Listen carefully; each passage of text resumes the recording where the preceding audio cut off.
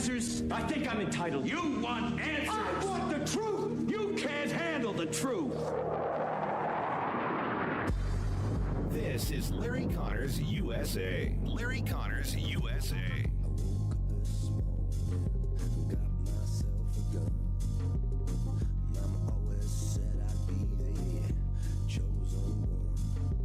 By the way, I was driven to this location blindfolded, and I'm in a deep bunker somewhere, I'm sure. But quite frankly, I think we've got to help Americans to understand this is not about the Middle East or just Israel. This is about America, and it has been for 47 years. The Iranians put out a contract and hired a guy to assassinate President Trump. Over the years, they've killed thousands of Americans. They have supplied all of our enemies with weapons and with money. They have financed the proxies like Hamas, the Houthis, and Hezbollah. And Hezbollah is in 12 countries in the Western Hemisphere. This is about America's safety, and the president knows it. That is Mike Huckabee, the U.S. ambassador to Israel. And talking, as he said, I'm in a hidden bunker somewhere. They blindfolded me so I wouldn't know exactly where it was. But talking about how dire situation is getting when it comes to dealing with Iran. Iran continues to bounce around and acting like they want to talk, but they're not really doing it. The two main ingredients that are on the table: one, stop your ballistic missile program now. Dismantle that. Two, and the most important, stop all nuclear weapons enrichment.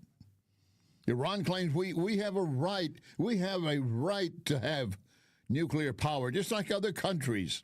And we just want this so we can come out of the Stone Age. And I repeat to you, they want it so they can bomb you into the Stone Age. And every nation, including many in the Middle East, Muslim countries, do not want Iran to have a nuclear weapon. If they are going to get one, then they're all going to want to have one. And one strike of a match, dropped into a box of matches, you know what happens. Glad to have you on board. Hour number one, Larry Connors USA, Feb 26. Boy, this month is flying by, is it not? I've got something I'm going to remind you in the second hour that you need to plan for March, because even though it's only Feb, you need to be ready for this in March and start planning now. I'll promise you that the planning early is going to help out, because time is speeding by. I'll tell you about that later in the second hour, but I want to remind you that when you're with Larry Connors USA, you are going to get news, analysis, opinion, and education. You're going to leave this hour with more knowledge than you have right now. We guarantee it. We're here every Monday through Friday for you from 6 to 8 p.m. on NewsTalkSTL. You can watch the program live, and it is very easy. Go to NewsTalkSTL Rumble, and you'll see Larry Connors USA. You go to Larry Connors USA Facebook, you're going to see the program. And reminding you, everything goes up as a podcast later at NewsTalkSTL, at LarryConnorsUSA.com, and at Larry Connors USA Facebook. We make it as easy as we can all the way around for you. In our next hour, we're also going to be focusing on a disaster, in this case involving the leftists at the Trump State of the Union address. They were total fools, those that showed up. I think 70 of them skipped out. They didn't even want to go. That's fine. That's fine. Turn your back on your nation. That's what you did. You think you're turning your back on Trump. You're turning your back on your nation. And everything he talked about, what he accomplished, if Joe Biden had accomplished those same things, I would be there standing applauding him for it. But you are so filled with hate. You will not give an inch to recognize what Trump has done. John Fetterman, Democrat, Pennsylvania senator, he said, I'm appalled at my party and how they're acting. one sane voice in that wilderness. And those who were there, some of them were berating and shouting at him. Ilhan Omar, Congressman Green of Texas, just making noise, heckling. He walked right over them. Trump just continued as if they didn't exist. Very much like you see an ant on the sidewalk. You may not step on it. You just let it go on its way and you do your thing. But it doesn't bother you. You just let it go. And also, later this hour, the dismantling, and I'm talking about in this hour, dismantling the Department of Education and changing something that's going to be very critical when it comes to school violence and shootings. That will be coming up with my guest shortly. Our story behind the story today sounds kind of simple, sounds kind of fun, but for a young boy learning is filled with danger, and we're talking about learning to fish. Well, my granddad took me out to teach me, and I found the first thing that when it comes to catching catfish, it can be very dangerous, and it can also be filled with stink, a bait that is just almost makes you want to throw up, but you fight it back because you're out with Granddad on the lake. I'll bet many of you have been there, or you've done it with your sons or grandsons. A little fun at the end of the hour. The story behind the story. Back to what's happening right now in Iran, and this has been going on for so long now, and they continue. And these folks in the streets that are protesting, they know they're taking their lives in their hands because already a minimum of 30,000 Iranians protesting in the streets have been slaughtered. Protests are growing louder in Iran. For the third straight day, students are defying the regime, this time at the all-female Al-Zahra University. Students chanted in Farsi, saying for each person killed, 1,000 stand behind them. The demonstrations follow memorials marking 40 days since the government cracked down on anti-government protesters, killing tens of thousands. Iran State News Agency reports similar protests erupted at 5 universities across the capital since Saturday. Multiple Middle East news outlets reported that Iranian anti-regime protesters received a mass text in Farsi saying President Trump is a, quote, man of action. Wait and see. The anonymous message comes as the president weighs whether to strike Iran after issuing a 10-day ultimatum last Thursday.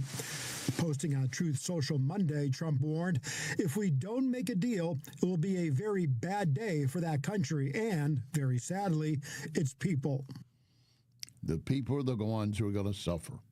The leadership, they will make sure they are protected.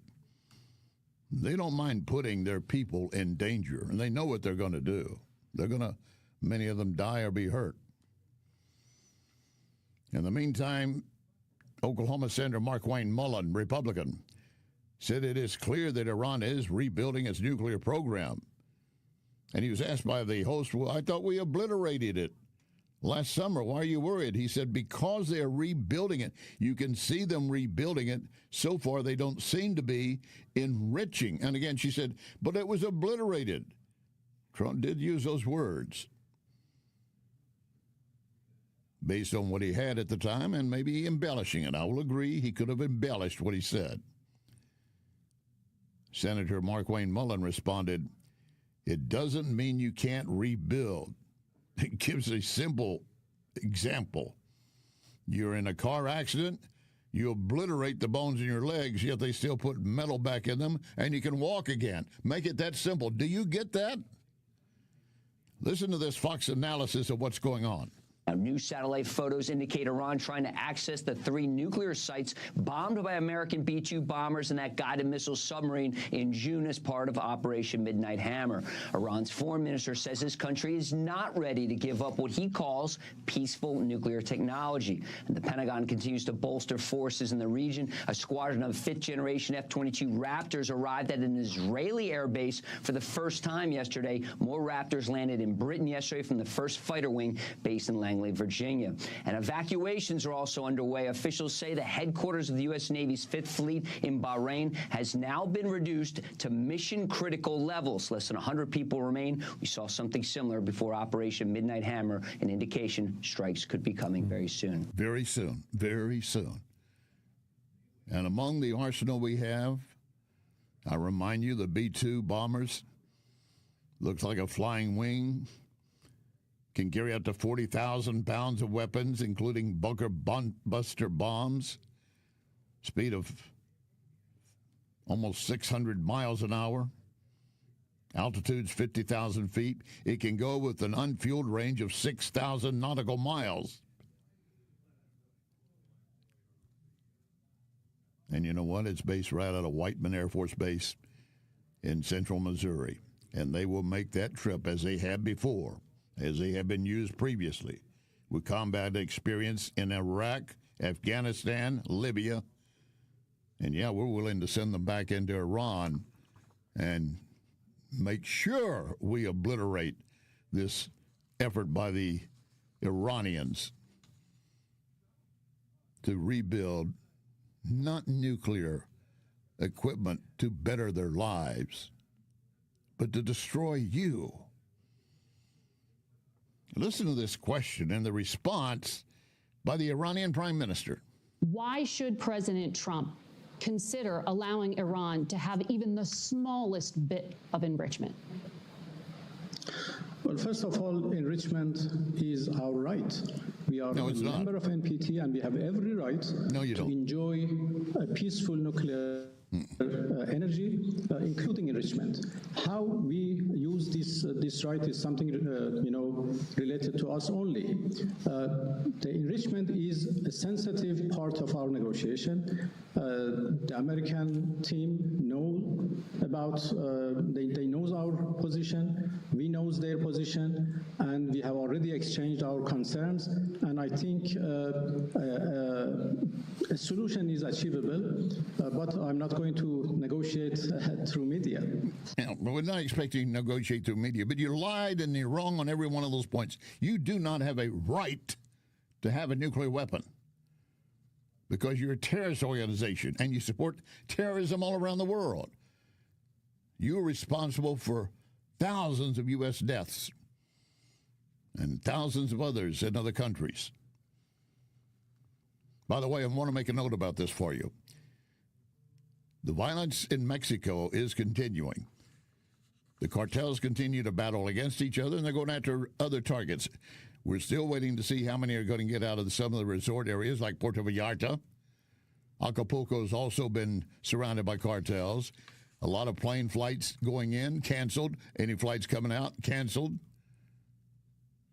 That's all happening on the Pacific side of Mexico.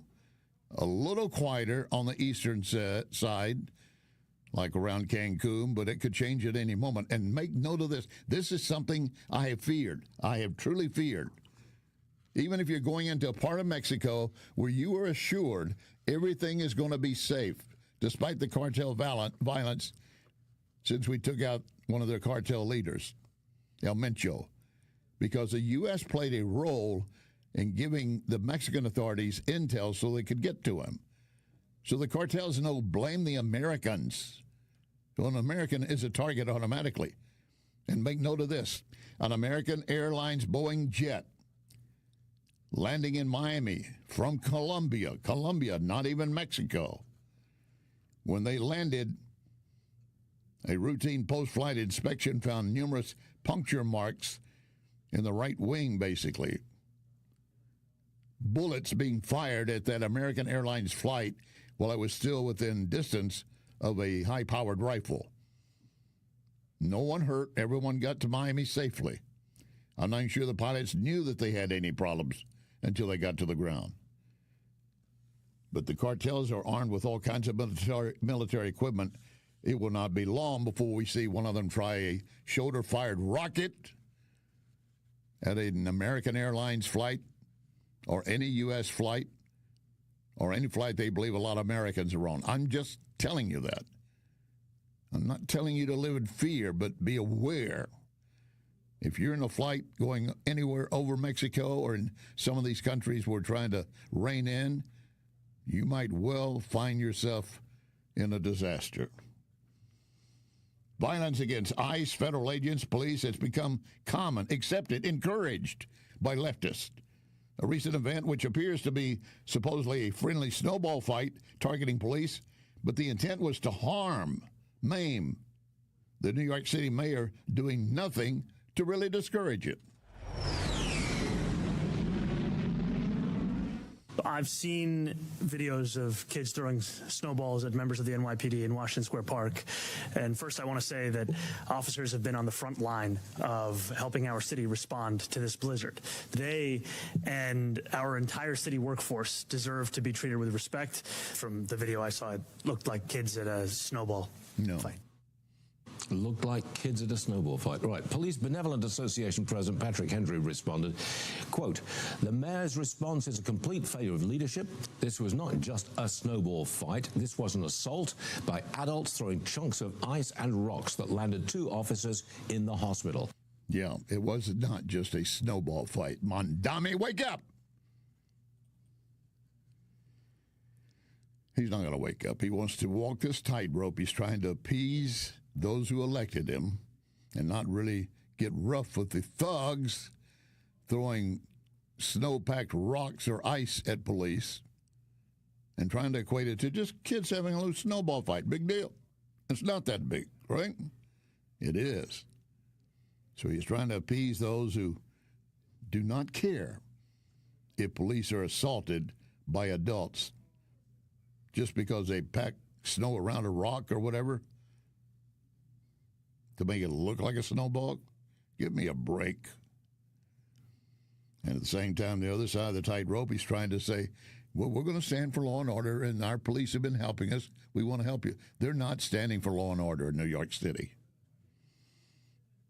And there's another place. If you don't need to go to New York City, my advice, you do what you want, but my advice is to hell with it.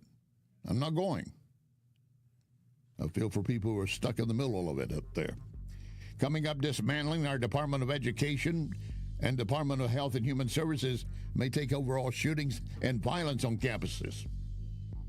That might well happen. We'll explain. But before the end of the hour, the story behind the story. Going fishing. Lock and load. Ready on the right.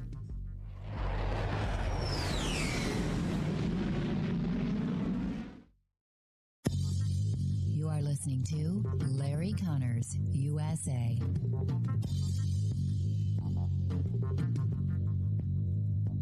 You should know that when I endorse Wellington Environmental, it's because I believe and know they will do you right. Wellington takes pride in providing homeowners and businesses whatever they need. You need some dustless blasting? They will take care of that. You need some mold remediation? They can do that. They take pride in training their team to perform multiple services and having the equipment ready to get jobs finished. That's important to you. You make just one call, and you call a company that's been around for more than 35 years with more than 45 technicians in the field.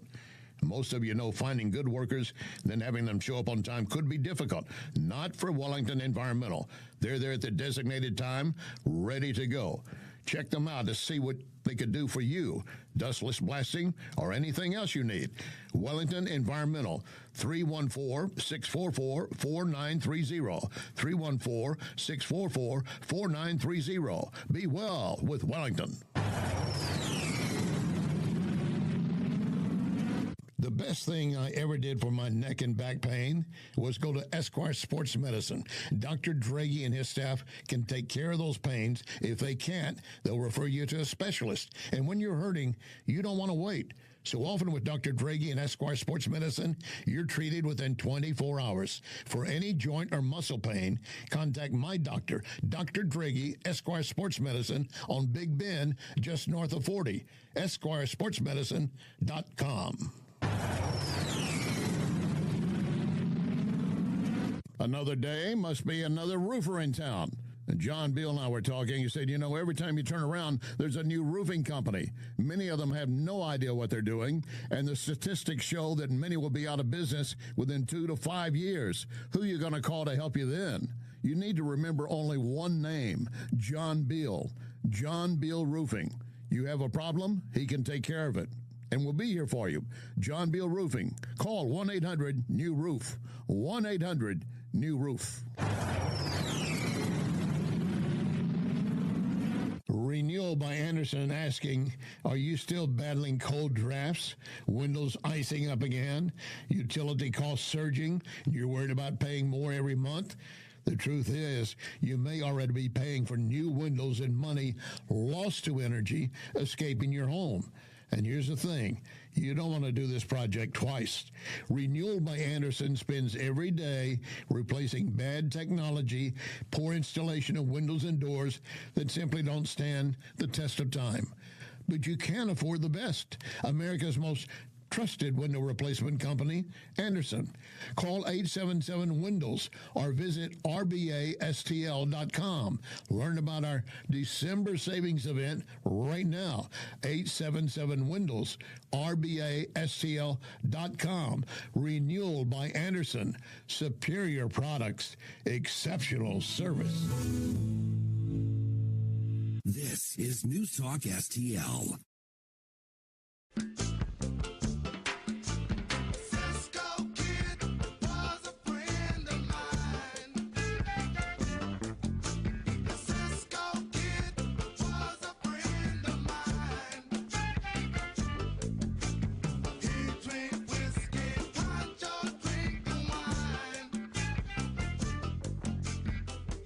This is Larry Connors USA. Larry Connors USA. Welcome back. My guest is Jonathan Butcher. He's author of the book, The Polarization Myth, America's Surprising Consensus on Race, Schools, and Sex. And by that, he's talking about that we have a lot of headlines and reports constantly that seems to be that America is totally divided. And he's found more than a few instances where we are much closer than many think we are. It's just those who yell the loudest, and I'll be one of them, that make it appear we're divided. But I say we're more united. Jonathan, glad to have you on board with us. Got you there, Jonathan? Well, we had him. I guess we'll have to reestablish it while we set it up for him. But I want to get into with him the dismantling of our education department that's going to take place. And we don't know for why, or to some extent, how it's going to be handled. But the Trump administration, well, I'm hearing the call go through anyway, or try it anyway, to dismantle the education department. Now, we have heard that from the beginning. When he put Linda McMahon in control of the Department of Education, he says, I'm really also going to try to put you out of a job. And she agreed. We don't need a federal Department of Education. But there's some other instances as to where they might come into play. Jonathan, we got you on the line now.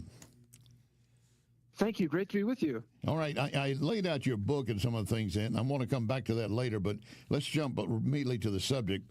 The Trump administration expanding efforts to dismantle the education department, taking over oversight of school safety grants, foreign funding, and so forth, and will apparently also be slated to take over school shootings and student mental health programs. Your thoughts? Yes, so there are two key interagency agreements that the department has engaged in. Now, I know that sounds technical, but this is the way in which the agency is moving other of its programs to other cabinet level agencies. So, for example, what you were describing with school safety, they're now partnering with the Department of Health and Human Services for the oversight of these programs. And what this means is, what these partnerships mean are that when the department actually closes, the U.S. Department of Education, when it sunsets, these programs will then have a home at other federal agencies. It's actually very clever and forward-thinking policy that prepares for the ultimate closure of the Department of Education. Now, when they do that, when they say taking over the safety, that is not saying police are not going to be on campus and not carrying out investigations of crimes and things of that nature. Oh, did I lose you? Yeah, there's no doubt that's. You still there with us? Well, I don't know where our problem is today on establishing communications. I think the George Soros gremlins are once again getting into our system. For those of you who might actually be clueless and not know George Soros, he's a multi-billionaire far leftist that's funded every far left program in our nation. He does not love America. He loves leftist socialism. All right, we got you reestablished again, Jonathan, and I was raising the question. This still does not say we're not going to have police officers going into campuses as needed to take care of any issues, right?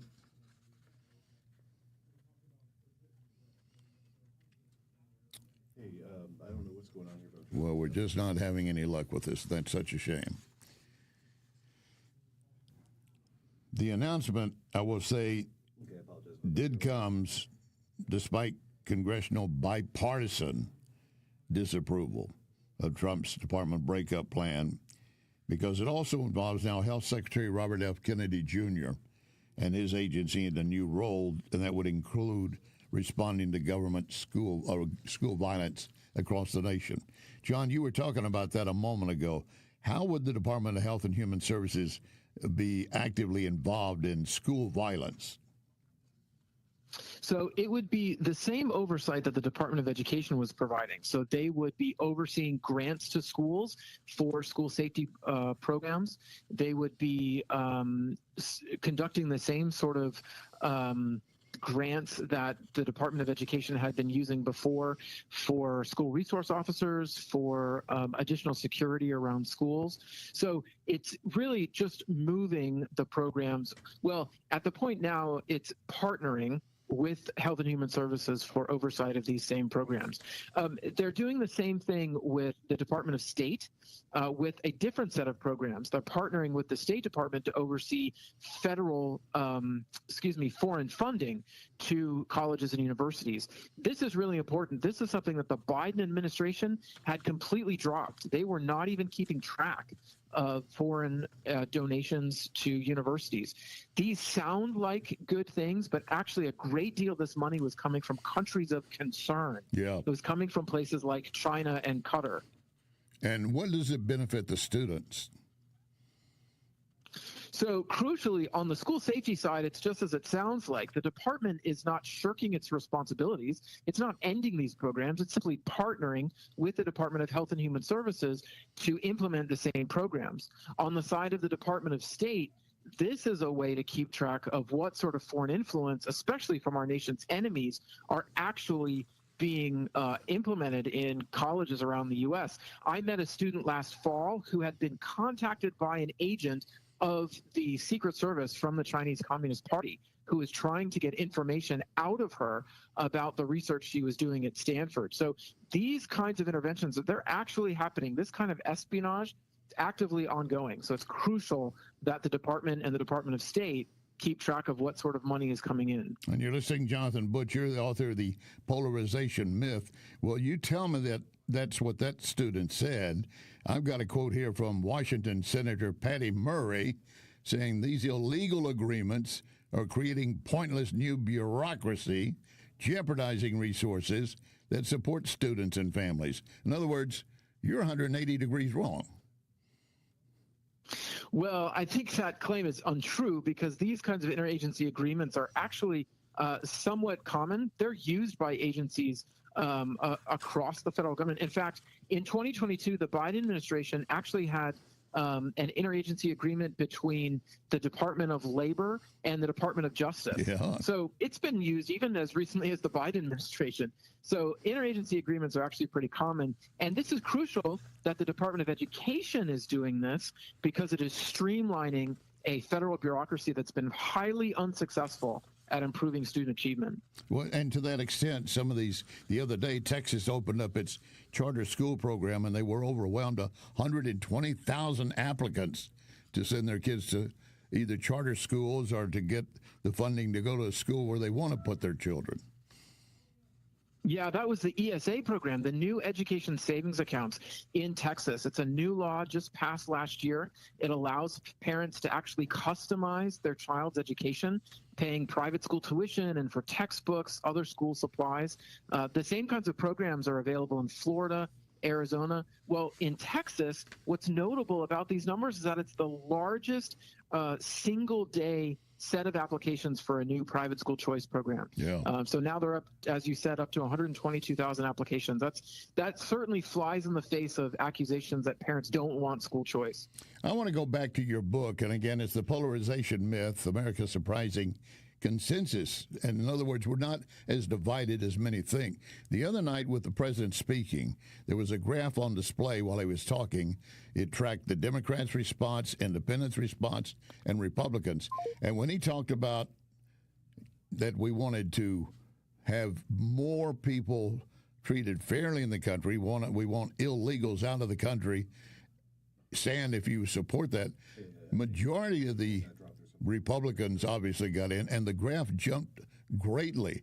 We still have that division over what to do about illegals in our country because most of the Democrats, the blue line, dropped almost out of the bottom of the screen. So there's still a wide break, right?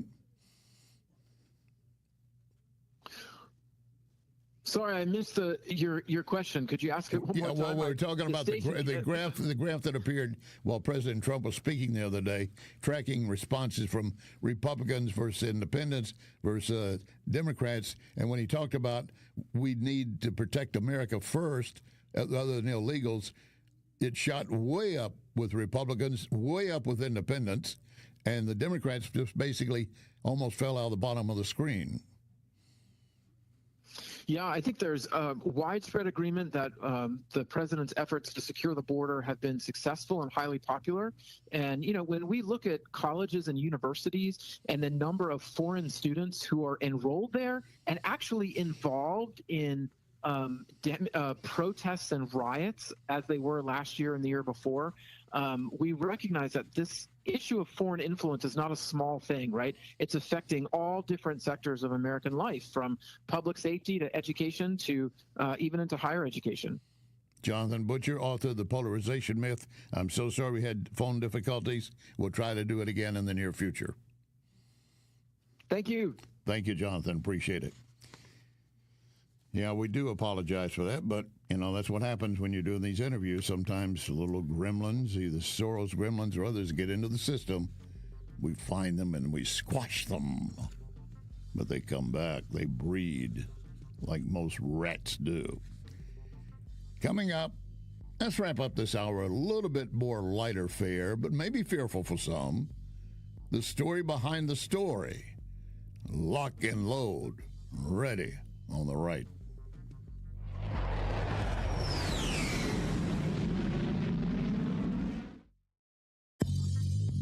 You can connect with Larry on Twitter at Larry Connors USA. 2026, a great time to visit Lit Cigar Lounge. The Lit Cigar Facebook has numerous events from tastings to music. My main reason for going to Lit is always quality cigars, premium whiskeys. Odds are we'll see each other at Lit Cigar Lounge. A few doors down, Napoli Brothers Pizza and Pasta. Get a pizza baked over coals. Excellent crust and flavor. Or choose one of the many great pasta dishes. You won't leave hungry. Napoli Brothers Pizza and Pasta and Lit Cigar Lounge in the Chesterfield Valley. Renewal by Anderson asking, are you still battling cold drafts? Windows icing up again? Utility costs surging? You're worried about paying more every month? The truth is, you may already be paying for new windows and money lost to energy escaping your home. And here's the thing, you don't want to do this project twice. Renewal by Anderson spends every day replacing bad technology, poor installation of windows and doors that simply don't stand the test of time. But you can afford the best, America's most trusted window replacement company, Anderson. Call 877-WINDOWS or visit rbastl.com. Learn about our December savings event right now.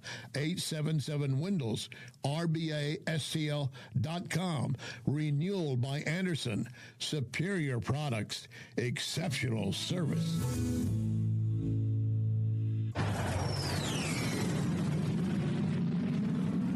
Ever been in a wreck or felt as if you've been in a wreck? My advice, contact Dr. Bill Draghi, Esquire Sports Medicine. Yes, they can treat wreck victims, falls, other hazards of life, sports injuries. I go at least twice a month. That keeps the joints in line. Part of your spine get out of line, you start compensating, you're going to have additional pain. Don't be that guy. Visit Esquire Sports Medicine, Big Bend, just north of 40. EsquireSportsMedicine.com.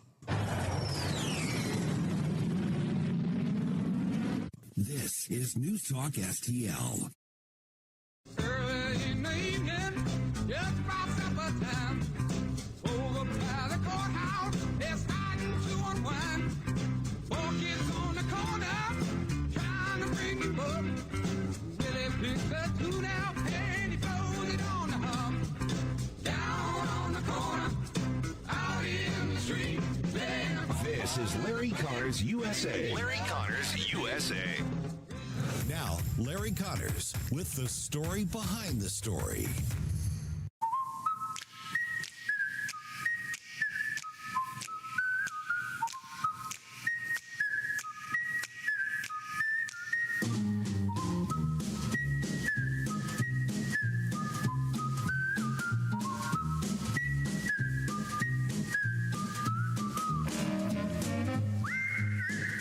I'm sure many of you recognize that whistling in the entrance to a TV program that was extremely popular, ran 8 seasons, and of course is on rerun in a lot of locations now.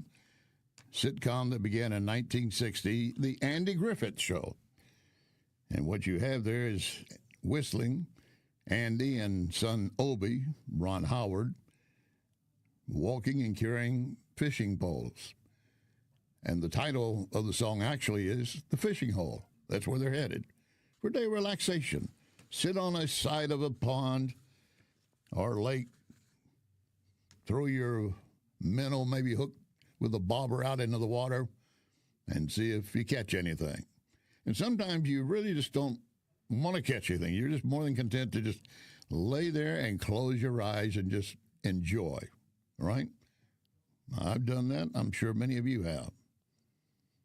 Now, if you're going to run a trot line, you're going to have to do a little more work, and it can be dangerous in many ways. My granddad, who had a cabin on the lake of what is Lake Greenwich Shoals, which is now Lake LBJ in Texas, was taking me out to show me how to run the trot line. Now, a trot line, for those of you unfamiliar with it, you're basically dropping a heavy weight down into the water, and you have maybe a milk jug tied to the top of the line so it has plenty of slack to float to the top so you can watch and relocate your trot line. And that trot line might run 10, 15, 20 feet. And about, depending on the length, every 3 feet or so, you might have a hook. It's normally a treble hook. A treble hook has 3 barbs on it. And therein lies a problem for a young boy trying to learn how to deal with a treble hook. More than once, it bit me. I don't mean it bit me, but I stuck myself with it, especially while trying to put on the bait. Now, sometimes we'd use live bait, but there was another bait we used that I'll talk about a little bit later that was disgusting for a young boy, but it was successful. A trot line, you drop that into the water, you run it out the 20 feet, 30 feet length you've got, drop the other end of it again, tied with a milk bottle that will float at the top of the water so you can relocate it. And then you go back maybe the next day, the next morning, and you go to the first float, pull it up, and begin to pull the trot line up. And you can tell pretty soon if you've got something on it by the way the line is reacting. If you were lucky, you might have 2 to more catfish on that line. And there were days you went back and you got nothing. But my granddad could take catfish and fillet them up and deep fry. And they were perfect. They were crisp. They didn't bend. If you took a catfish fillet and you went to bend one into the other, normally, if it's not done right, they bend. Or as my grandmother and mother would say, you like a lot of cornmeal on your catfish, don't you? Because that's really going to stiffen it up. But I liked it that way. And a lot of ketchup. So my granddad began to show me how to do that. Then I would go out and set trot lines and go back. Now, back home in West Texas, my dad introduced me to an oil field man of his that did a lot of fishing, and he knew I liked to do. And he said, he wants to know if you'll go with him this weekend, help run his trot line for him. I said, absolutely. I was probably 12, maybe 13, and we're in a river tributary with a lot of additional tributaries off of it. And he was hooking up his lines. He'd already done them before I got there, and now we're going back out and to check on them. And he'd like to go at night and check on them, thinking that a lot of them are biting at night, but if they get caught on that hook, they'll find a way to get loose. And that was true. There were mornings we'd get there and would find a part of a fish still on the hook, but not the entire fish. I remember him driving up on a bank, basically putting the boat up onto the bank, at least the front edge, so I could jump off. And he was going to raise a spotlight where there was a large tree, and he said, the line's tied there, and get it, and then walk it back, and we will go pull the rest of the line up. So he had no markers as to where the line was. He just knew where he tied it to. You go there and then trace it back. I jumped out of the boat, anxious to go do the job, and went running up there just as he hit the spotlight, and right where I was going to put my hand, and coming within maybe a foot of it, was a big diamondback rattler. Didn't like that idea at all. And he shouted, get away. Now, he didn't need to say it twice. So that night, as we continued to go through looking for those and pulling them up, I was extremely careful. And he checked another spot before I jumped out of the boat to check it. And in this case, there's a water moccasin lying nearby. I mean, it was a lot of excitement and fun and fear. But I was out running a trot line. I was having fun. And then the next day, we're going down a slough, a basic cut between land, and you could call it a tributary, but it was really pretty solid, stayed water, not really that moving, but just connecting one tributary to another. A lot of branches overhanging, a lot of thick brush and weeds on either side. I don't think we had maybe more than 6 feet between either side of the canoe and the bank. And we're going along kind of slowly. And I'm wondering why he's going so slow. And then I see the water is moving. There's a lot of water moving, but I can't understand why. I mean, it's not a flowing current, but something is moving around in the water. We get closer, and I realize moccasins, water moccasins, all hold up in that area. A den, a nest, whatever. And I immediately thought, boy, I don't want one of those to get in this boat. And we're going under some low-hanging branches. And by low, I'm saying they're still maybe 6 feet above us. But I look up, and there are moccasins up in the trees. And again, I thought, if they come into this boat, do I stay or take my chance in the water with the others? I mean, again, this is the mind of a kid. He was kind of nonchalant about it. He just said, Don't make a lot of noise. We're just going to slowly move through here. Don't do anything rash. Well, I was more than glad to sit still as a stone as we worked our way through that slough. And he's lighting a cigarette off of the cigarette already in his mouth, taking it nice and calm and easy. And I want to say that I was not afraid. Truth is, I was afraid. We got through fine. No big deal. Now back again to the Austin City area and Lake Johnson, which was in Granite Shoals. My granddad is again taking me out to set the trot lines, and I mentioned earlier there was a particular bait he liked to use. This was some nasty, nasty stuff. So yes, there is more to the story behind the story. You are listening to Larry Connors, USA. Do you know why I endorse Cafe Napoli, all the locations? Visit any of them, and you will quickly appreciate the quality of food, service, atmosphere.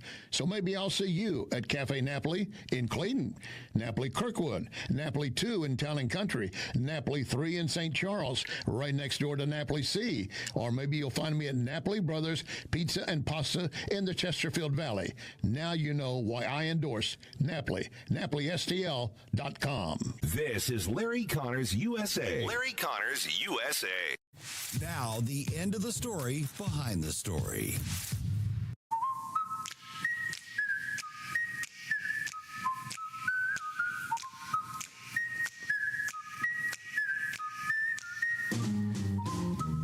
So, going back to the trot line in the lake at my granddad's place, I told you about the treble hooks, and if you've never handled a treble hook, I had one word of advice. Caution. I'm telling you. If you've seen a normal fish hook, and I know I'm talking to the choir for many of you listening, you've done this before, but do you remember when you first started? And remember who taught you? And when you moved from a single hook to now a treble hook and trying to put something on it? My granddad had a special jar that he kept and would replenish from time to time. I will honestly tell you, I do not know what all was in that jar. I asked him a couple of times, and he just kind of mumble, because I think he considered it his secret, and he didn't want anyone to know his ingredient. And he was pretty successful with it. He did tell me at one time, just call it blood bait. You took the lid off that jar. I really do believe if you were within 100 yards of that jar, you knew something was foul in the air. And then you took your hand, your bare hand. This is a large mason, bigger than a standard mason jar. You dip in and you scoop some of it up in your hands. And then you hold it, kind of rolling it into a ball, and then you put the treble hook into it gently so it will hold. And you pack the blood bait around the treble hook. And then you gently lower it back into the water, hoping the current doesn't take it off, and hope that you packed it well enough it stays long enough for some catfish to come along and find it. Catfish are bottom feeders. So when the trot line is down, it's laying on the bottom of the river, lake, whatever you're using. Generally, you can catch them with rod and reel at higher levels as well, but running a trot line was one of the easiest ways. You set it, come back the next day, and collect your bounty, hopefully. But now that I've used this blood bait and I put it on, there was one thing Granddad had that I would not want to. He was chewing tobacco. Take a spit of that tobacco and spit on that bait just before it went into the water. I never could track as if the ones he baited got more than I did, but I knew I didn't want any of that backer stuff in my mouth. And I didn't want it, what he came out of his mouth, anywhere near my hands. And I'm not too sure there wasn't already a bunch of it in the blood bait to begin with. There was no way you could look at this ball that you would pull up and then try to put it around the hook, that you could discern, what is this? I think it probably was blood of some animal, parts of fishes. As far as I knew, it could also be some cow manure. I had no idea.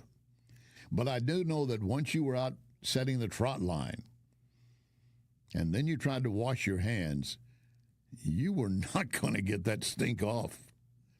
It's into the crevices. It's almost like it was absorbed into your skin. And if you had any doubt, if you thought maybe you washed it off enough, that night as you sat down for dinner and you lifted a fork to your mouth, that smell of blood bait would hit you. And I do remember more than once having to, excuse me, and rush to the bathroom because I got that smell in my nose while I'm trying to eat.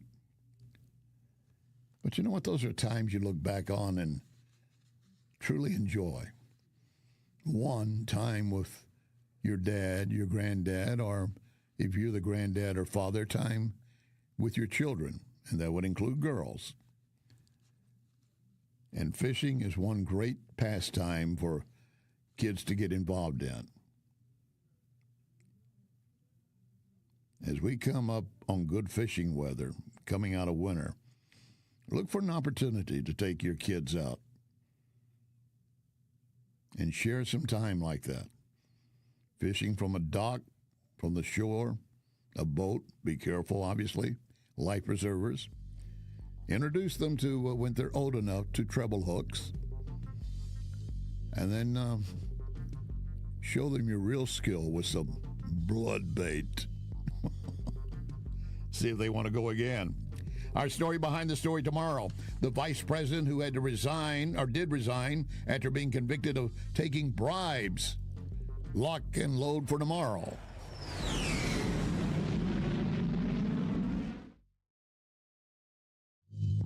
You can hear podcasts of this program at Larry Connors USA Facebook. Larry Connors USA Facebook. John Bill Roofing reminds you we are in the stormy season, and that means if you have even the smallest leak in your roof, you could soon have a much bigger issue. Call the John Bill to make sure that your biggest investment is protected. That call can save you major dollars. If you do get hit during a storm, John Bill has a rapid response team. Call 1-800-NEW-ROOF. 1-800-NEW-ROOF. 1-800-NEW-ROOF, John Bill. Ever been in a wreck or felt as if you've been in a wreck? My advice, contact Dr. Bill Draghi, Esquire Sports Medicine. Yes, they can treat wreck victims, falls, other hazards of life, sports injuries. I go at least twice a month. That keeps the joints in line. Part of your spine get out of line, you start compensating, you're going to have additional pain. Don't be that guy. Visit Esquire Sports Medicine, Big Bend, just north of 40, EsquireSportsMedicine.com. There's only one place you can get pizza cooked over coals, Napoli Brothers Pizza and Pasta in Chesterfield Valley. Of course, Napoli Brothers has a great selection of pasta dishes. Between the pizza and pasta, trust me, you will not leave hungry. Then, a few doors down, Lit Cigar Lounge, a wide variety of quality cigars, each offering a unique smoke. That cigar, some premium whiskey, all you need to do is enjoy. Lit Cigar Lounge and Napoli Brothers Pizza and Pasta, Chesterfield Valley. It's that time of season when families, businesses are moving. For local or long distance, I endorse McGuire Moving. Get a date set soon before the schedules are booked. 314-241-0600. 241-0600. McGuire is constantly giving back to our veterans, such as support dogs for our brave. So with McGuire, you're getting excellent service and helping our vets. McGuireMoving.com. So many times, Vincent's Jewelers has helped me surprise someone special. Vincent's locally owned can do the same for you, and you don't have to break the bank to get something really nice, maybe even customized. The smile you're going to get back from that special someone, priceless. Check VincentsJewelers.com every day because new items are arriving and there are special deals. Vincent's, my only jeweler. VincentsJewelers.com. VincentsJewelers.com. Renewal by Anderson asking, are you still battling cold drafts? Windows icing up again? Utility costs surging? You're worried about paying more every month? The truth is, you may already be paying for new windows and money lost to energy escaping your home. And here's the thing, you don't want to do this project twice. Renewal by Anderson spends every day replacing bad technology, poor installation of windows and doors that simply don't stand the test of time. But you can afford the best. America's most trusted window replacement company, Anderson. Call 877-WINDOWS or visit rbastl.com. Learn about our December savings event right now. 877-WINDOWS, rbastl.com. Renewal by Anderson. Superior products, exceptional service. This is News Talk STL.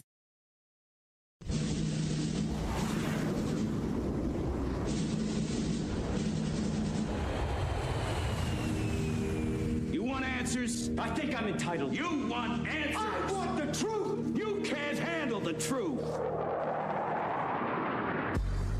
This is Larry Connors USA. Larry Connors USA.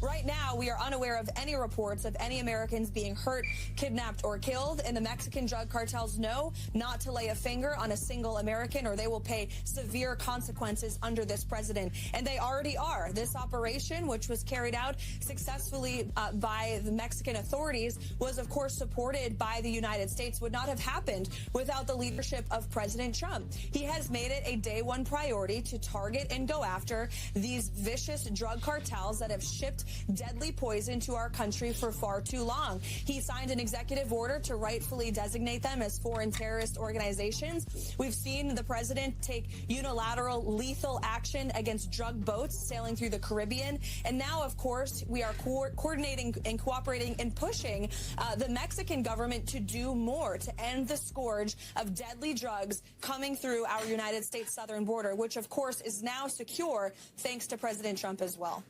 And again, that is Caroline Levitt from the White House saying that cartel members know if you touch one American, if you harm one American in Mexico, we will come after you. The situation blew up after the U.S. assisted with intel information to help Mexico capture the leader of the Jalisco cartel. And instead of just capturing him, they ended up killing him. To the knowledge I've seen, and I'm telling you what I've seen and heard, does not appear any U.S. weapons were fired. We were just giving them intel. But that's not the way the cartel will look at it. They will look at America, and Americans are responsible. So they've had a lot of violence inside Mexico. 2/3 of all the states in Mexico have had breakouts of violence, often cartel against cartel. If there's a violence, an opportunity for one cartel to seize power, they're going to exercise it. But a lot of violence also between the cartels and the Mexican government and the National Guard of Mexico. And there have been dozens killed that have been verified inside the Mexican National Guard and our military. Unknown number of cartel members killed so far. The latest I'm seeing at this point, again, we got a lot of folks stuck in Puerto Vallarta, where a lot of the violence first broke out around that area. State Department issued warnings to tourists already there, stay on the grounds of your resort. That doesn't mean they're truly safe, but just do not venture out onto the streets. And then there was a violence being reported outside Acapulco, another great tourist destination. And there are a lot of expats, Americans, who decided to, I want to live in Mexico. I like the country. It's beautiful. The people are beautiful. I love America. I am an American, but I do want to spend my money down there, and it goes a lot farther. A lot have moved down there to do that. And they're being ordered, or not ordered, but urged to exercise extreme caution. Because even though you had nothing to do with the cartels in any way, you had nothing to do with taking out their leader, if they know you're an American, you could well be a target. Question raised in the New York Times today with a headline, is it safe to travel to Mexico right now, given the cartel violence? Do you need to read the article before you come up with an answer? I'd say no. I'm just talking to a guy the other day. He and his wife were planning a trip to Mexico. In fact, what are we today? 2 days ago, he mentioned they were going to. I said, so what happens now? He said, we're looking to maybe go to, let me see, where was he going to go? I want to say Nicaragua, but it wasn't Nicaragua. Dominican, to the Dominican Republic. So the beautiful places there. He said, I think that's where we're going to go. We want to take a trip, but we're not going to go to Mexico. And when you get down to it, these cartel members, they don't have to just be operating inside Mexico. And keep in mind, all the drugs have been brought into our country were brought here by drug cartels. And they're in our country. So they could decide on a whim or on a whistle from someone, start killing Americans, wherever you are. And we had an American Airlines Boeing jet landing in Miami. Now, it came out of Colombia, not Mexico, but Colombia. And while inspecting the plane, after it had landed, about 280 on board, I take it back, 160 on board, I'm thinking about a different plane. When they were walking around and taking a look at it, they noticed there were at least 7 to 8 bullet holes in part of the plane. I don't even know if the pilots were where they were hit, to be quite honest. Probably was some kind of high-powered rifle that was shooting it as it was lifting off from Colombia. I've been warning about that, and I've also been warning, and I pray I am wrong and it doesn't happen. The cartels have a lot of military-grade weapons. They have shoulder-fired missiles that they can use, rockets. They get anywhere near an airport, be it in the USA or as a plane is departing Mexico or even the Cancun area where it's been quiet. Especially if it's known to be an American airline carrier, and American Airlines has America all over it, or if it's filled with a lot of Americans headed back to the U.S., you need to be aware of this. I'm not trying to frighten you or your family and friends. I'm just saying the possibility exists. It's always been there, but it's heightened at this point. Use extreme caution. Welcome to hour number 2, Larry Connors USA, Feb 26, 2026. We're here every Monday through Friday from 6 to 8. And with Larry Connors USA, you get news, analysis, commentary, and education. You will leave the hour with more knowledge than you have right now. And reminding you, when we're on the air, we are streaming video. You can watch the program. Very easy. Go to NewsTalkSTL Rumble, Facebook or Twitter, Larry Connors USA Rumble. And everything goes up as a podcast later at NewsTalkSTL, LarryConnorsUSA.com, and Larry Connors USA Facebook. And I ask one favor of you. If you do end up listening or watching at a later time than when we're on the air, push the button that says share. Send it on to family and friends and relatives. We basically have a national audience because of your help, and also the fact that we have our app, our NewsTalkSTL app, absolutely free. Get it from your app store, put it on your phone, and you can listen to us from anywhere, even across the Pacific or Atlantic. You can listen to Larry Connors USA or any of the other great programs we have on NewsTalkSTL. Let me take a moment to remind you, I'd mentioned this in the last hour. Here we are, the 26th of Feb. We are that much closer to March 20. What happens on March 20, Larry? I'm glad you asked. March 20 is a Friday. The Old Hickory Golf Club in St. Peters. This will be the St. Charles County Lincoln Trump Dinner. A night of speeches, food, fun, all supporting the Republican Party. You can go to the stcharlesgop.com for more information and tickets, or go to NewsTalkSTL, and we'll provide a link so you can go direct to that and get tickets and make your plans. It is, again, Friday, March 20. As we noted the other night with the president's speech, the leftists did not get as unruly as they have in the past, but a couple of them were yelling and shouting, like Omar shouting out, "You're a liar," and Al Green of Texas shaking. I don't know if he's shaking his cane, but as he normally does, he's trying to berate the president. The president just ignored them and rolled past them. Well, the Speaker of the House is actually in charge of that event, and he could have had them removed. Why didn't he? You know, it was a very shameful display. There was a couple of times, there's a couple of House members that I probably could have ejected from the chamber because of their behavior, but the president handled it so well, and I decided not to do that because, you know, I thought it would be better for the American people to see that, to see the shame that they were bringing upon themselves, and they just continue to do it. They stood at the wrong times, and they refused to stand when they should have. I mean, they stood and applauded themselves for voting against the working families' tax cuts. So they voted to impose the largest tax increase in history on the American people, and they clap for themselves. I mean, that video is going to be very valuable to us in the future. And on the contrary, they refused to stand when the president said, answer this simple question: the first job of the government in the country is to defend Americans and not illegal aliens. They sat on their hands for that.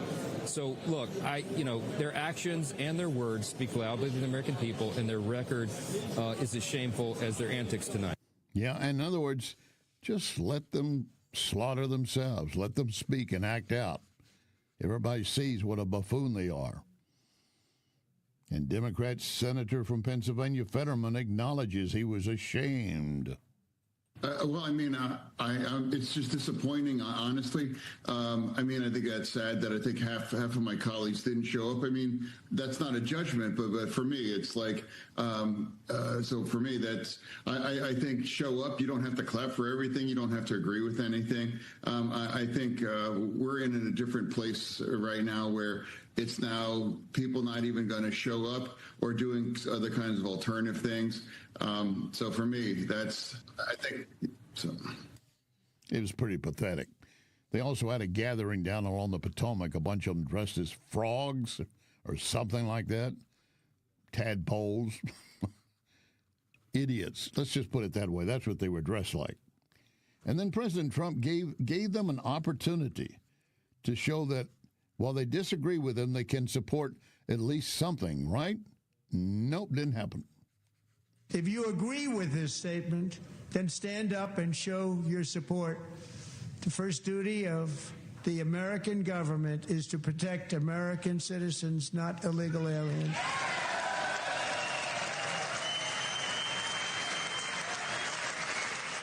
But a lot of the Democrats, in fact, all the Democrats, I don't know about Fetterman, but the Democrats I saw, they were all sitting on their butt. They would not stand up saying they support Americans before they support illegals.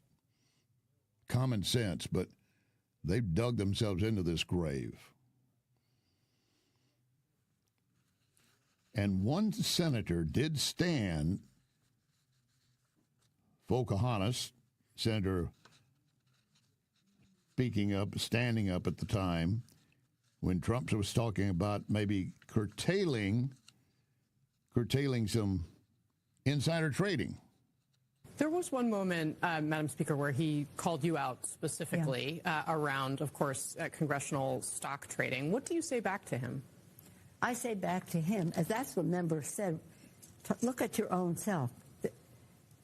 The inference he wants to draw is there was something wrong with that, which there wasn't. And if there was, people get prosecuted for it. For a long time now, we've been trying to pass this law. It doesn't have, now it has more support than it had before. And Elizabeth Warren stood up and applauded. Elizabeth Warren stood and applauded tonight when the president talked about it. Well, we all did. I did too. He said, did Nancy stand up? Yeah, I did too. A lot of people stood up. A lot of Democrats stood up. I think that will pass, depending on what the bill is. I mean, what we had, we thought we could pass. It was actually a tougher bill than Governor Spanberger had put forth. We thought it could pass, but it was clear that it wasn't going to make it to the House and the Senate. But in any event, he gives his shout out. You don't pay any attention to him. What I'm concerned about is our democracy, which he is destroying. Boy, they operate off the same old cheat sheet. They just go right back to that. But, as you heard, Nancy Pelosi, who is no longer in Congress, Elizabeth Warren stood for that. She did. Yeah, she did. And Pelosi's guilty of a lot of insider trading by everything we've seen around her.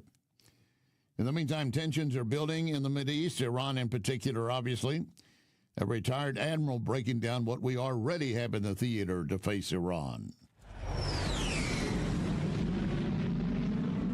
This is a huge amount of U.S. firepower, and let's kind of do it from the outside in, if you will, in concentric rings descending like Dante's Inferno. On the outer rings are big strategic bombers. They can come all the way from the United States. They can operate from other bases, but at distance. Inside are the two aircraft carriers.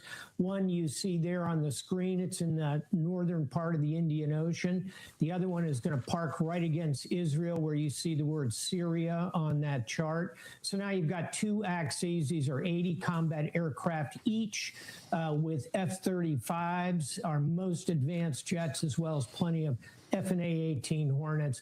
And then you go inside that and you've got the capacity to launch Tomahawk missiles. You can send drones in. You can use cyber. And of course, there's land-based aircraft, Air Force aircraft at many of those bases you showed there. So again, think of it like Dante's Inferno descending right in the center of it at the very bottom is Ayatollah Khamenei. I agree with President Trump. He would be wise to negotiate. He would be. And don't forget, among those he's mentioning is the B-2 Spirit, located at Whiteman Air Force Base in St. Louis, 6,000 miles from Iran, but it can fly there and refueling along the way and drop pounds of explosives, tons of explosives. We have previously in Iraq, Afghanistan, Libya, and we can damn sure do it to Iran.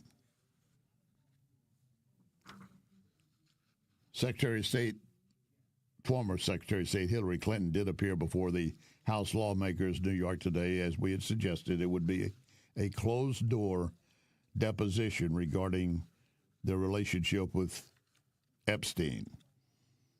She did that today, and tomorrow, former President Bill Clinton. But again, closed door until at one point they say, okay, now we can open up the files more. Coming up, I want you to know a way that you can help vets, a program called Little Homes for Vets. And part of it's happening tomorrow. Got details for you. Lock and load, ready on the right.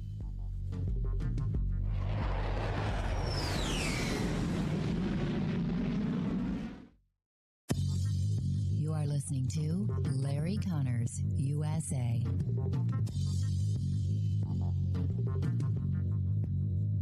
Previously, I've told you about dustless blasting, a special service offered by Wellington Environmental. It could work for you in your place. Recently, a crew removed a driveway sealer that had failed. The owner wanted to go back to the original concrete so it could be properly sealed. Dustless blasting worked. That homeowner is happy. Now, sometimes surfaces need pressure washing instead of blasting. In fact, there was an exterior stone fireplace cleansed by pressure washing, and when it dried, all the dark stain was gone. That stone had its original appearance. Wellington is versatile with blasting. Dustless blasting, or whatever you need. They will evaluate and make a decision. How do you get them to your door? Very easy. Call 314-644-4930. 644-4930. Wellington Environmental, making your world great. In fact, be safe, be well with Wellington Environmental. McGuire Moving is silver certified, which means they are great at relocating senior citizens. In fact, McGuire is a household name because McGuire understands the stress involved when moving older adults. So if you or family members need help moving, I highly recommend McGuire Moving. 314-241-0600. 241-0600. Get a free in-home estimate. McGuireMoving.com. So many times, Vincent's Jewelers has helped me surprise someone special. Vincent's locally owned can do the same for you, and you don't have to break the bank to get something really nice, maybe even customized. The smile you're going to get back from that special someone, priceless. Check Vincent'sJewelers.com every day because new items are arriving and there are special deals. Vincent's, my only jeweler. Vincent'sJewelers.com. Vincent'sJewelers.com. Ever been in a wreck or felt as if you've been in a wreck? My advice, contact Dr. Bill Draghi, Esquire Sports Medicine. Yes, they can treat wreck victims, falls, other hazards of life, sports injuries. I go at least twice a month. That keeps the joints in line. Part of your spine get out of line, you start compensating, you're going to have additional pain. Don't be that guy. Visit Esquire Sports Medicine, Big Bend, just north of 40. EsquireSportsMedicine.com. This is News Talk STL. Your own personal Jesus. Someone to hear your prayers, someone who cares. Your own personal Jesus. Someone to hear your prayers, someone who's there. This is Larry Connors USA. Larry Connors USA. If you have a friend or you yourself or a vet and you need help in some way or another, well, you're hoping there are going to be folks that will be there for you. And in fact, they are. And they've got an event coming up tomorrow. This is the effort being carried out by the Veterans Community Project of St. Louis. And joining us to break it down for us, retired U.S. Air Force Rebecca Tallman, Executive Director. Rebecca, welcome aboard. Larry, thank you so much for having me on the show today. Now, let's kind of get a handle on, first of all, how great is the need for housing or any kind of treatment for vets, even beyond housing? Absolutely. When it comes to the housing piece, we have close to 40,000 known homeless veterans on our streets in the United States every single day. And that's, we say known because that just is a number that's counted once a year. That gets us to that point. However, we know of many veterans who are couch surfing or living in their cars or many different types of things. And that need is so great for veterans. But we also provide so many other services at Veterans Community Project as well, whether it be food insecurities, referrals to resources, or so many other things. We're there to help our veterans. Well, one of the things you're doing is unique in the sense that I think you're going to be able to see this duplicated, or your hope is to duplicate it all across the nation, and that is you have a 4-acre campus in the old St. Louis Jeff Vanderlood neighborhood. And for folks not familiar with that, that'd be around North Vanderventer, Natural Bridge area, Delmar Boulevard, that you are building and creating. Eventually will have 50 fully furnished tiny homes for individuals and their families. Explain the tiny home and how that will happen. Yes, sir. Veterans Community Project, a nonprofit organization that was founded by some combat veterans in Kansas City, where they've been operational since 2017. We were able to replicate that project here in St. Louis, and we're currently building and housing veterans there in St. Louis. We provide transitional services, transitional housing with wraparound services for veterans that come to stay with us. And our whole goal is then to transition them into permanent housing and make permanent housing a permanent solution.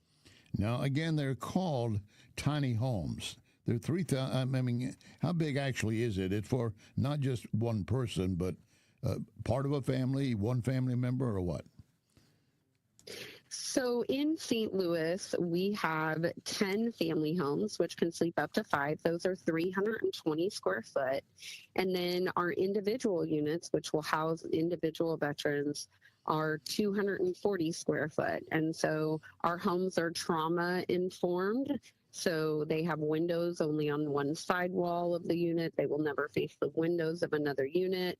The bed faces the entry and exit of the home. So if you have a veteran who's dealing with PTSD, these specific things can make them have the ability to really thrive instead of just surviving in the environment. And some of them, since you mentioned PTSD, they might have a service dog that they want to have with them, or they just want a pet.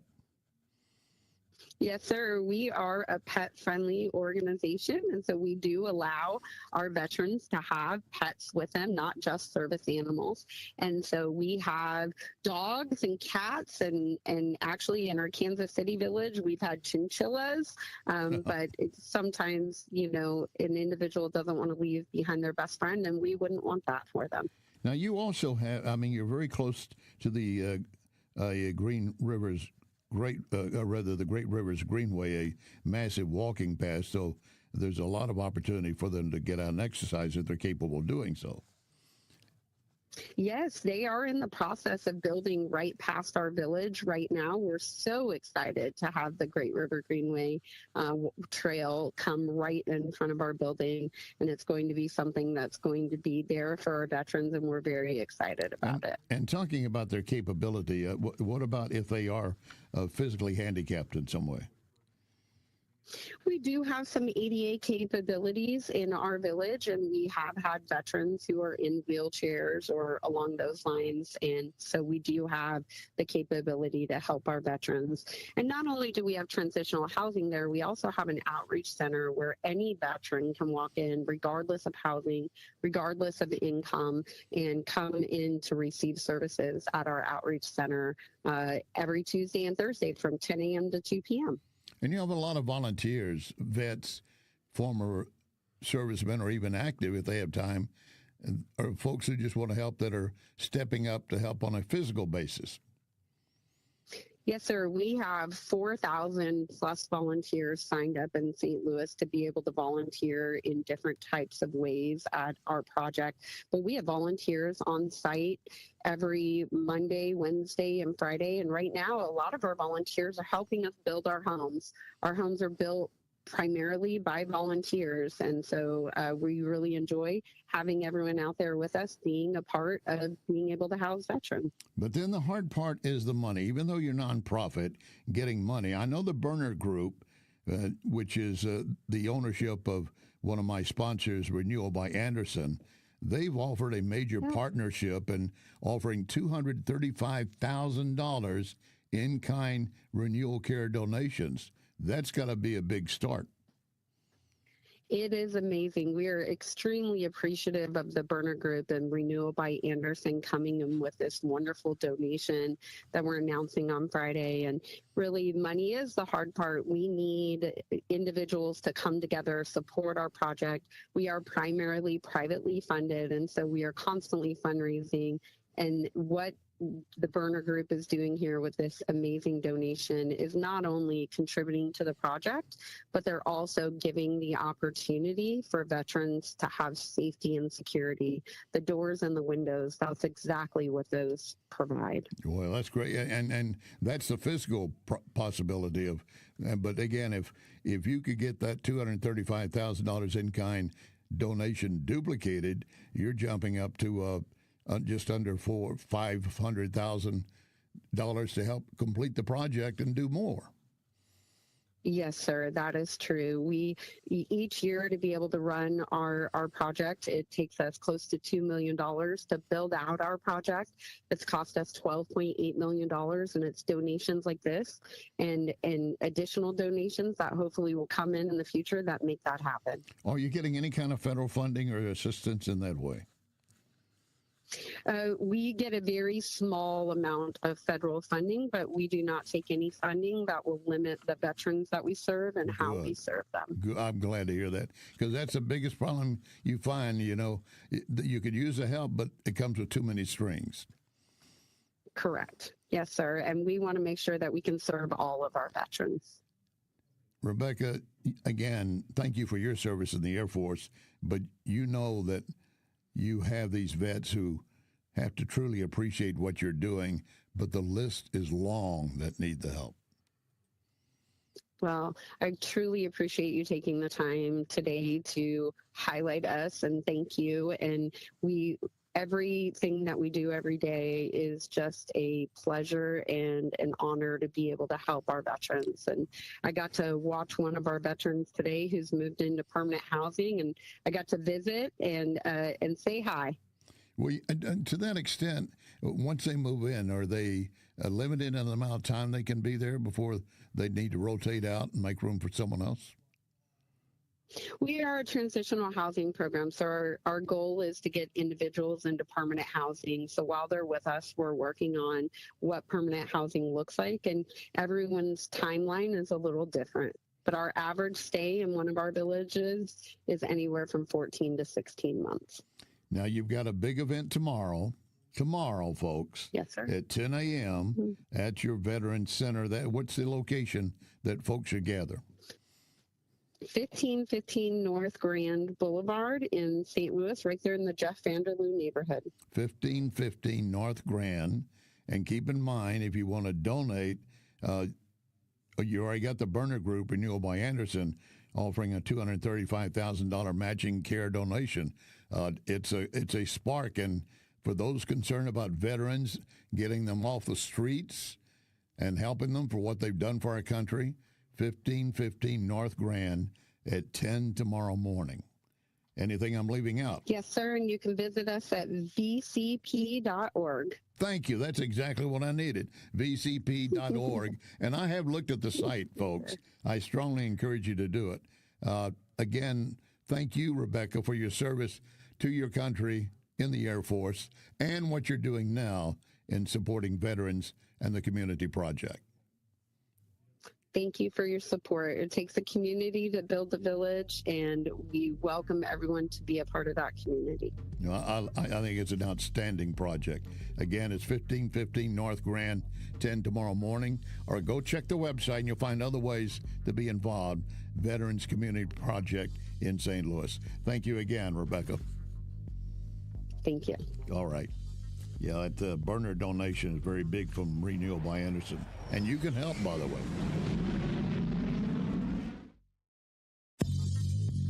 You can connect with Larry on Twitter at Larry Connors USA.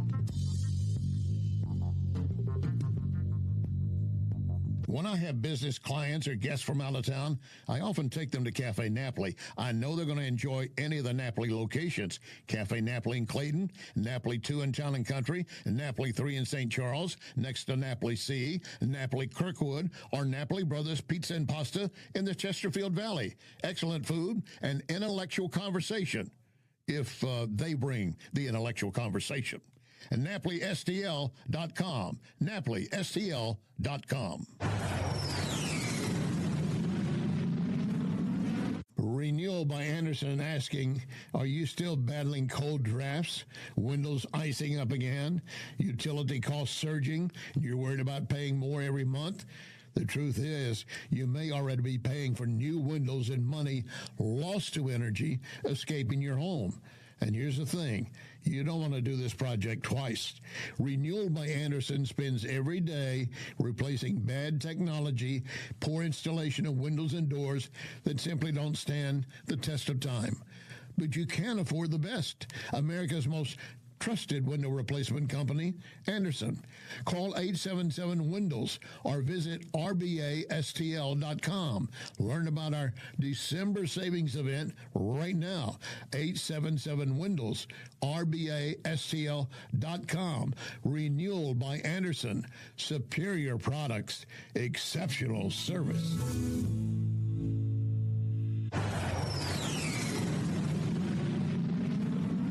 2026, a great time to visit Lit Cigar Lounge. The Lit Cigar Facebook has numerous events from tastings to music. My main reason for going to Lit is always quality cigars, premium whiskeys. Odds are we'll see each other at Lit Cigar Lounge. A few doors down, Napoli Brothers Pizza and Pasta. Get a pizza baked over coals. Excellent crust and flavor. Or choose one of the many great pasta dishes.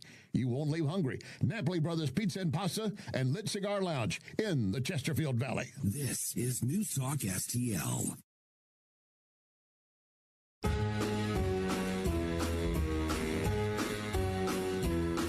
Hit the road, Jack. Don't you come back no more, no more, no more, no more. Hit the road, Jack. And don't you come back no more. What you say? Hit the road, Jack. And don't you come back no more, no more, no more, no more. Hit the road, Jack. And don't you come back. This is Larry Connors USA. Larry Connors USA.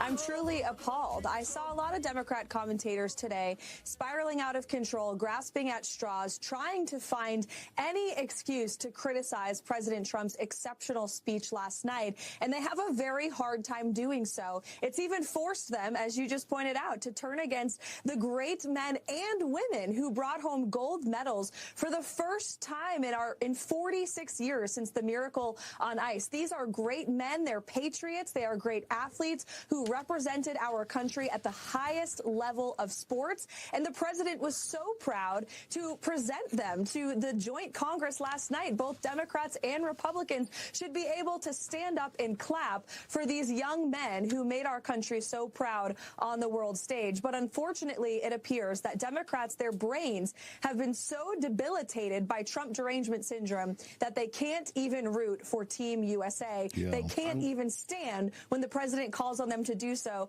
for American citizens who they swear an oath to protect. That was one of the more shameful events that happened during the President's State of the Union address. Look, you can be a Democrat all day long. I don't care. And you cannot like Trump. That's fine. You're not going to vote for him now or any time in the future. But what about the country?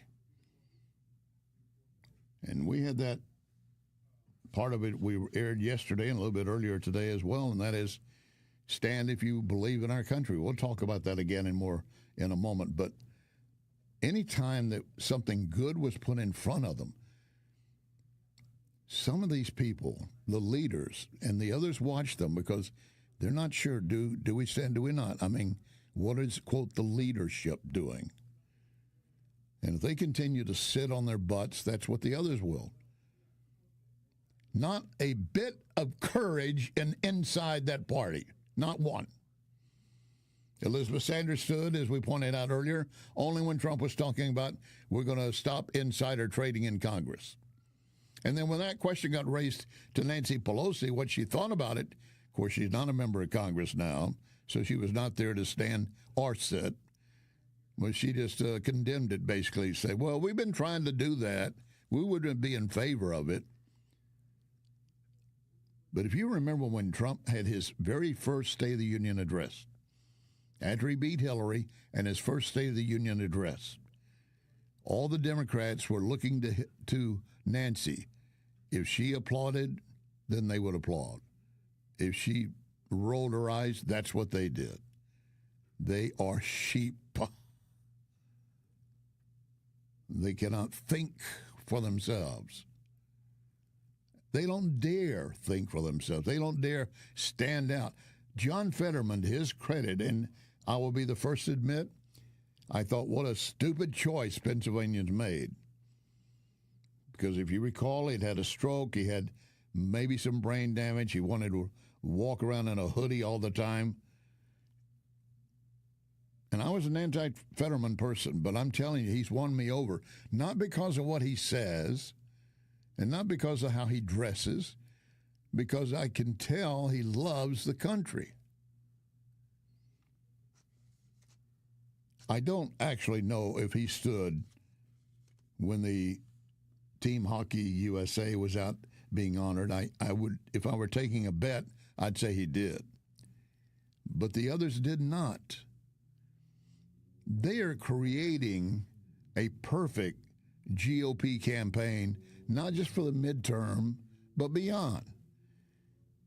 If you are so vile that you hate this country so much that you won't even honor athletes who participated and brought gold home for the Olympics in hockey for the first time in 46 years, you are so filled with hate? Really?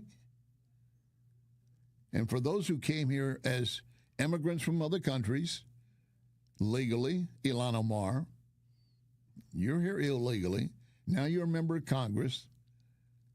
Get your butt on a plane and go back to your previous country. Somalia. Would it be better for you there? Well, of course, they'd treat you like a queen. I don't know why you don't. Here you're just one of the Trump haters.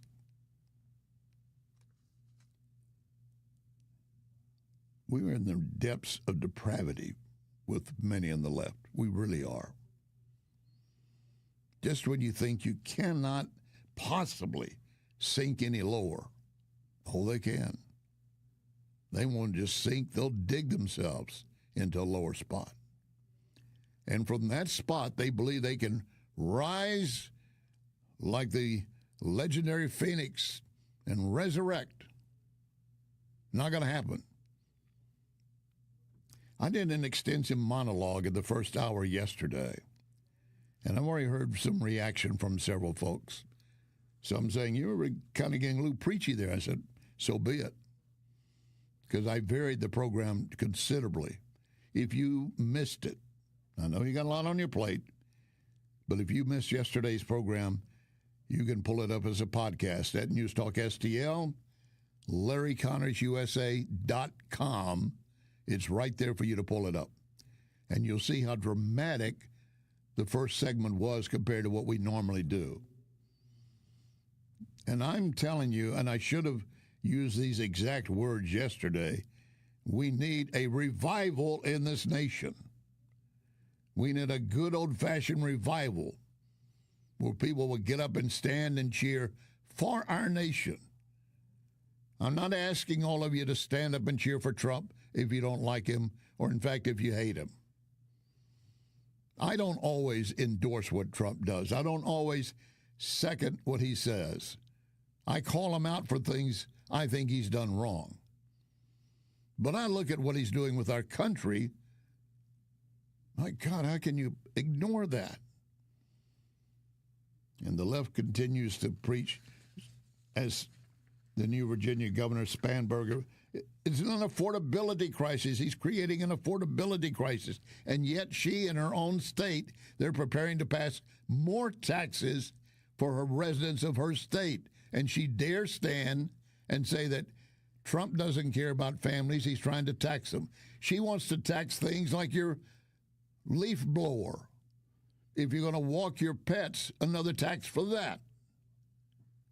Does that sound like someone who cares about you and your family? Or nanny state? No, we need a revival. Growing up in the South, there were times my parents would take me to one of these tent revivals, and I mean, there was hell and brimstone, believe me. And the preachers were as strong as they could be.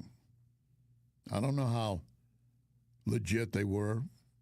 I don't know if they really believed what they were saying, but they were convincing. Billy Sunday, one of the most famous church revivalists I'd heard, I obviously wasn't there to see it, stories of, he says, too many of you out there don't know what you want to stand for. You don't know what to stand on. You want something to stand on? He took a Bible, threw it on the ground, said, stand on that. That's what we need in our nation right now. And in the President's State of the Union address the other night, as I mentioned, he gave those who love America a chance to stand. Here's what he said, and the response was pathetic. If you agree with this statement, then stand up and show your support. The first duty of the American government is to protect American citizens, not illegal aliens.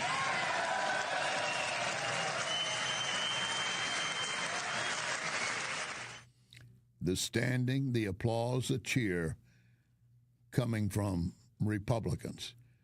That should not be a partisan issue. If you love this country and if you love Americans before you love illegals, that doesn't mean you can't have some love and compassion for illegals. But they came into the country illegally. They broke one law. If they have lived here all this time and done nothing else wrong, I'm really not in favor of taking them out of the country. They have not fully assimilated. They need to do so, and maybe there needs to be a way to work it out where they pay a fine and begin to do more.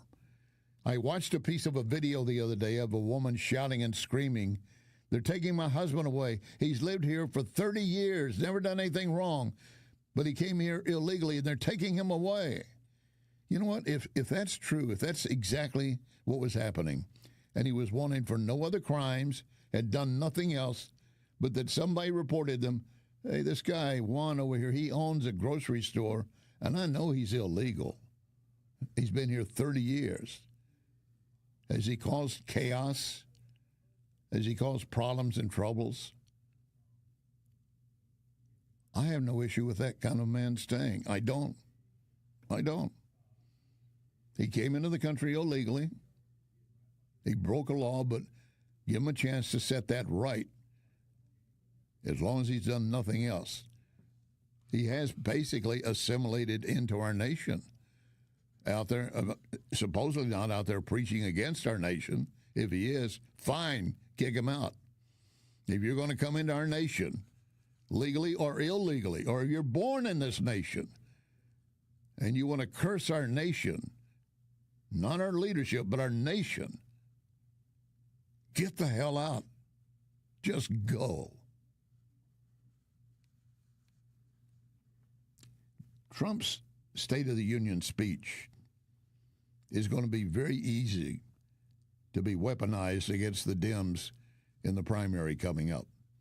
Just pictures of him saying, if you love Americans and want more protection for them than illegals, stand, if you agree with that. That question and that response and the leftists sitting on their butts, that's going to hit them all across the nation in the face. There were surveys taken the other day while some of this was underway. Graphs were being plotted. And in one of these plots, I want to share this with you quickly, as he was ripping the Democrats as crazy. Part of it demanding a ban on socially transitioning minors without parental consent. A panel of voters watching included 29 Democrats, 30 independents, 40 Republicans, and on that point, the Democrats did not agree.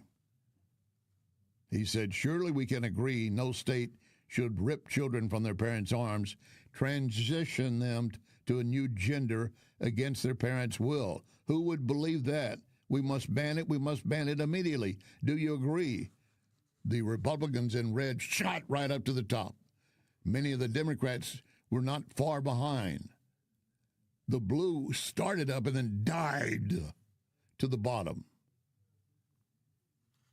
That was a graph and a look at 29 Democrats, 30 independents, 40 Republicans. The difference in the number of Republicans versus Democrats is not the reason it went south. It went south because they truly don't care about our children. And not just what he said, but the reaction of those in the Congress, the joint session, and even one of those from outside, former Vice President Harris.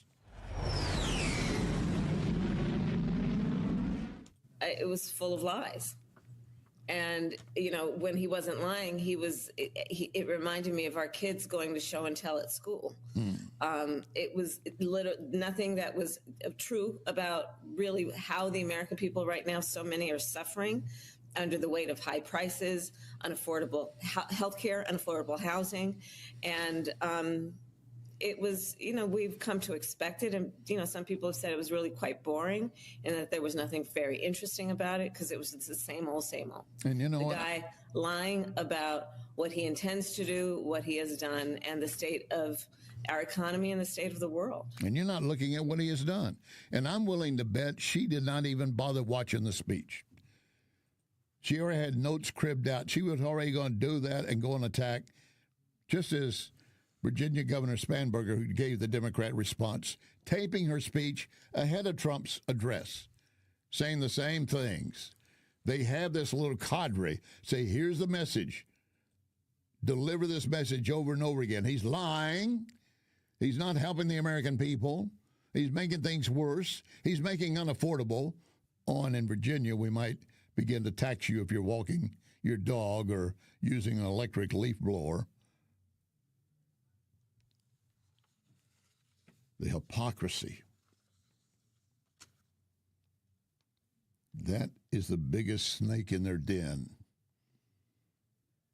And it rules over everything else. They're going to defeat themselves, I hope. But I do not want you to take this as a statement that you don't need to go vote. You vote. You vote and show with a vengeance how strong we are in this country for the USA. Please join us again tomorrow. Remember our pledge: one nation under God.